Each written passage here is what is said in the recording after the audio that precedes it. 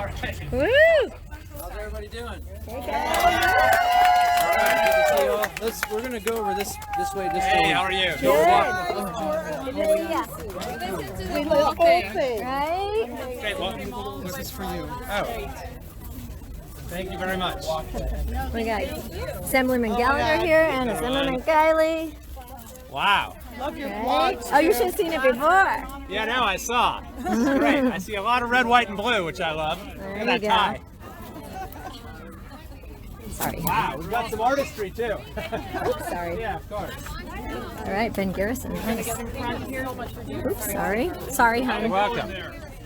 I think it went well. I think that we made our arguments, and I think the law is on our side. I think the facts are on our side, and we tried to also show why this matters. You know, there's a lot of kind of dry, technical, legal stuff you probably heard, but at the end of the day, what's at issue is our entire form of government, our Republican form of government, the rule of law, checks and balances, and the ability to have a representative government where the voice of the people matters, because we've been living under something totally different for 8 months now. So I think that the law is clearly on our side, and I hope that the judge sees it that way, and we'll know in a few days. It sounds like. Awesome. Thank you for all your work. True Patriots right here. Yeah, indeed. I thought you posted an outstanding job. Thank you guys all for being here, this afternoon and standing out here waiting, and rallying in support of what is a just cause, and it's a cause that's fundamental to our republic, that there be a separation of powers, that the governor cannot take over legislative functions. And we heard that argument in court today. It really even surprised me to hear it. Yeah. That under an emergency, the governor's attorneys argued he has all powers of the state, all of them. The legislative powers, the entire plenary power of the state is centered in himself. That's the very definition of a dictatorship. And that cannot be allowed to stand. And that's exactly why we were arguing, and we've been fighting so hard through this. As legislators, when this emergency first started, we did give the benefit of the doubt a little bit to say, hey, you're the executive, you've been placed in charge to help protect. But as we slowly saw the erosion of our fundamental system of government, culminating in this order that changed election law overnight and said we don't need the legislature to do it, and I could just do it myself, and in fact was even quoted in the media as saying, hey, if the legislature wants to act, they can, I guess why not. That's not the respect for the separation of powers that is so central to this government. And it is important, because ultimately it's when those powers are eroded that our rights are most at risk. And that's why it was so important for us to bring this case. We put it all out there today. I think both of us wasn't too boring. We didn't want to leave any stone unturned, so we put on a lot of evidence. We really pointed the judge, I think, to the clear law and the facts of this case. And fundamentally, that's what this case is about, is the governor legislated. He has no right to legislate. He must abide by this Constitution that is our compact with the government. It's only by the consent of the governed, and this contract has to be adhered to. And so we put it all out there. I believe, justice will be done. We'll hear from this judge. We will hear from Judge Heckman. We will hear from Judge Heckman maybe in the next few days on a tentative decision in this case. And so we're hopeful, but until then we kind of just gotta wait and see. The only thing I'd quibble with that you said, Assemblyman Gallagher, is that it culminated with this order. I mean, we know, right, as you told the judge in there, that it has continued, and in fact is only getting worse, it seems, as time goes on. Right. We're banning gas-powered cars by nothing to do with any emergency. We now have a new system for reopening that uses these phony equity metrics that say that based upon your voter turnout and based upon how many bars you have in your neighborhood, that's going to determine when communities are allowed to open. Nothing to do with any sort of emergency powers, nothing to do with public health. And the thing is that the governor did forecast all of this for us. On April 1st, he was asked, this wasn't an April Fool's Day joke, he was actually asked, do you see the coronavirus emergency as an opportunity to create a new progressive era? Did anyone hear that, what he said? Yes. Of course his answer was, no, of course not. I would never use emergency powers for political purposes. That's what he said, right? No, that's not His what answer he was said. absolutely. The answer is yes. Absolutely. We see this as an opportunity to change the way we do business and the way we govern. And I think that is a very dangerous thing. And he's made good on his word. And he's been issuing order after order after order that affect all facets of all of our lives, not any of us, not me as a legislator, not any of us as citizens having any say of the matter. And so that's why when we've seen the governor usurp the powers of the legislative branch, we've had to turn here to the third branch of government, our judicial branch, to rein him in. And we are seeing across the country that other overreaching governors have been reined in. We've seen it happen in different U.S. district courts. We saw it happen with the Michigan Supreme Court. But I think what those governors have done have paled in comparison to what the governor has done here. And so the time for a judicial check has arrived. And thank you everyone again for being part of this effort.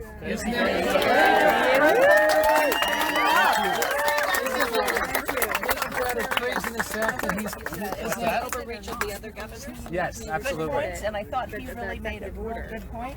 The turnaround that you made. Still has that order. When he It's started in place, and it is governing parts of this election as we speak. So they're saying that whatever for your the purposes of trying to make this case, in their favor. Right? So it's not Well, rescinded. it's a lot of So did they lie under oath? Is that a lie?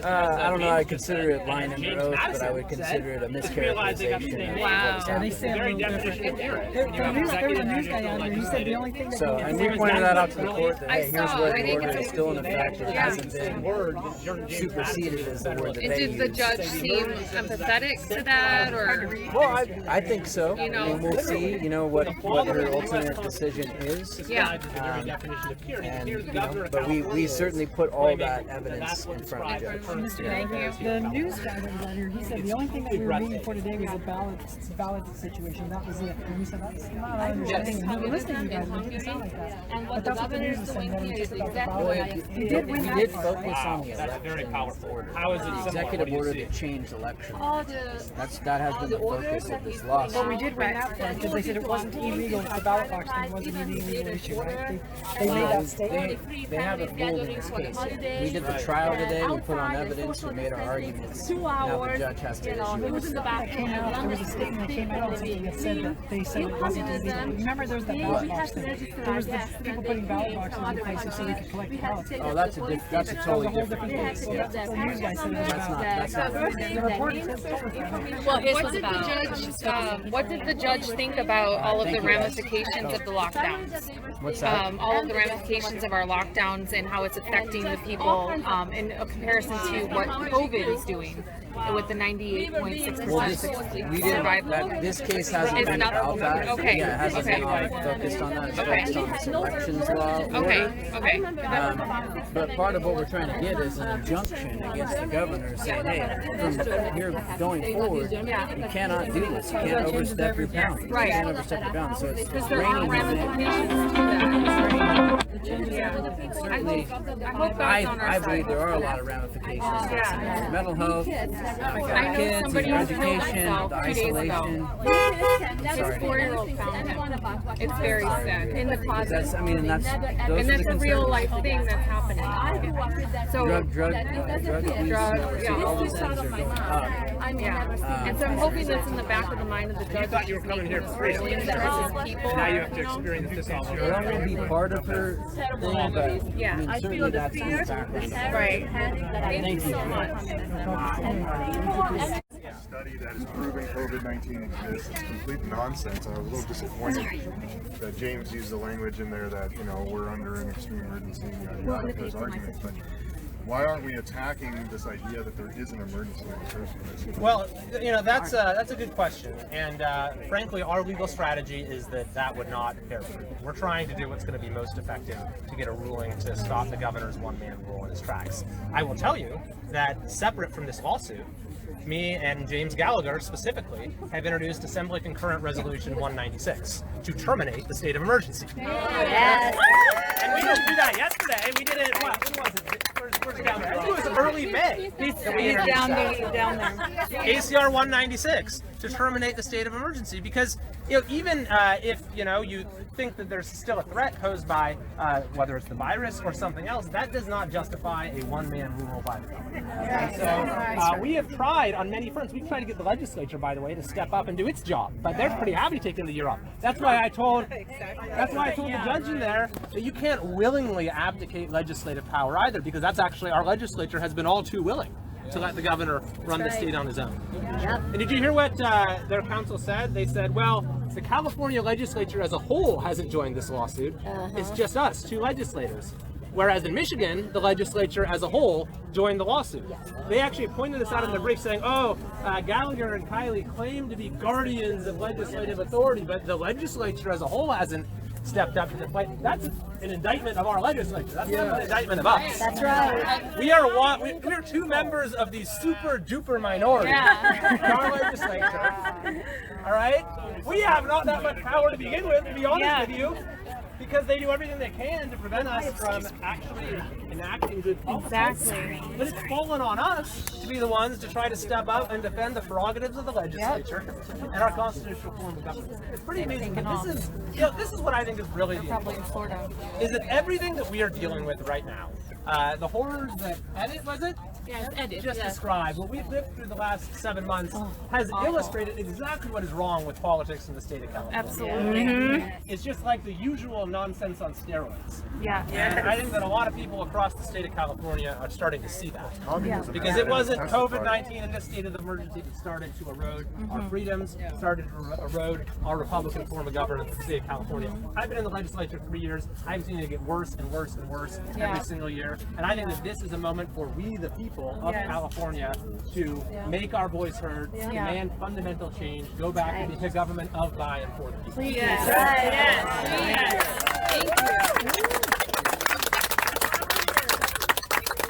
Where are we from? Where's everyone coming from today?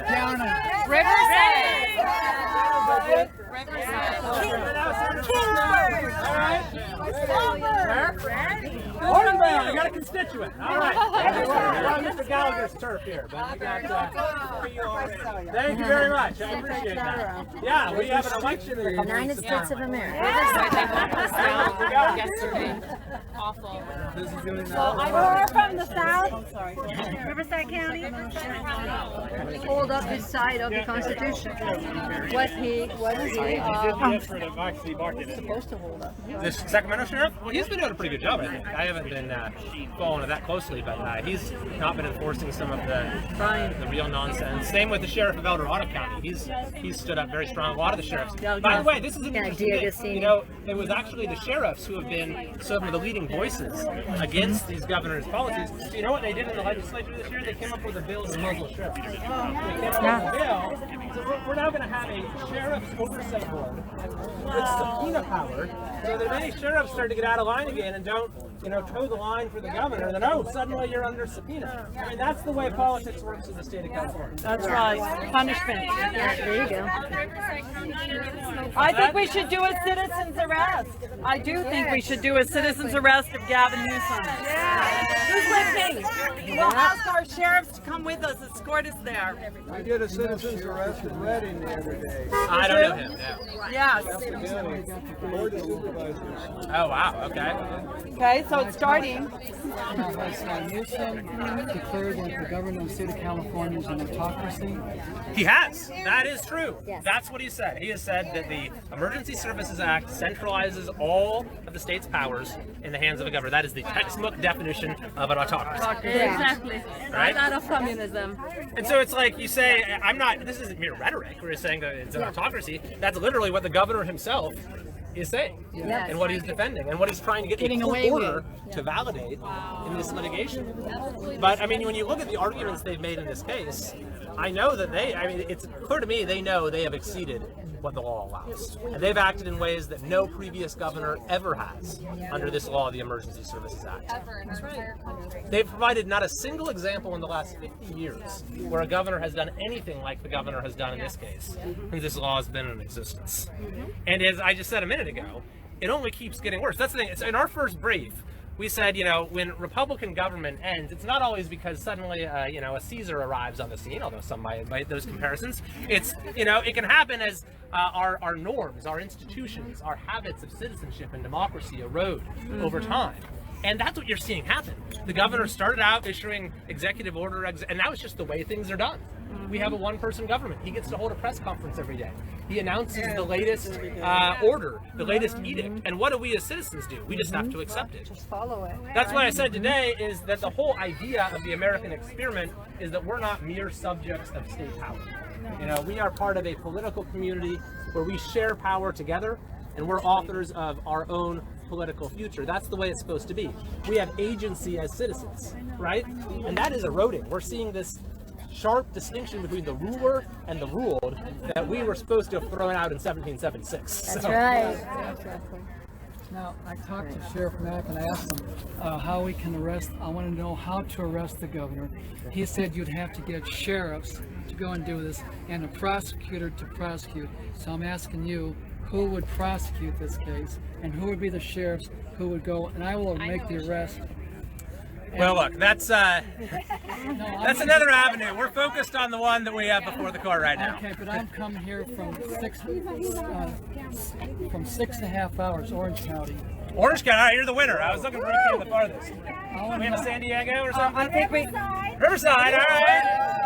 We got attacked on the way here because we had Latinos for Trump on our van, and then a car attacked us on the freeway. What do they do? They threw soda and then something in our windows, and they were trying to ram us with their cars. We called the police. Hopefully they had fire. It's getting crazy. So do you know anything about them taking the ballots that they have with the barcodes and people are drawing lines through them and that they're taking those in the election offices and setting them aside and not processing them? I have not heard about that. No. Well, I have. Linda, you know the Election Integrity Project? I think you might want to investigate what they've been finding. Yeah, I'm very they do familiar the with observations of the people processing the ballots, and I've heard they're taking these ballots that have the barcodes. People like me have drawn lines through it and put our ballots in, and now they're setting them aside. They're not using them. Wow. That is fascinating. It's very interesting.